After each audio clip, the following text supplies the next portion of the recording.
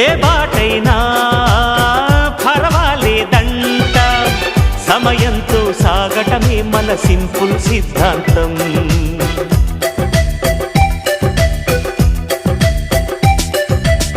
చిరుగాలికి పరిమళమిచ్చే సిరిమల్లెల వనమై ఉందాం, గగనాన్ని నేలను కలిపే హరివిల్లుల వంతెన అవుదాం. ఆనందం అంటే అర్థం మనమందా, ప్రతి పూట పాతై సాగే హుషారు సరిగమలో. ఎన్నో ఎన్నో రాగాలుండే సంగీతం కాదా, చల్లకి నవ్వుల కేరింత.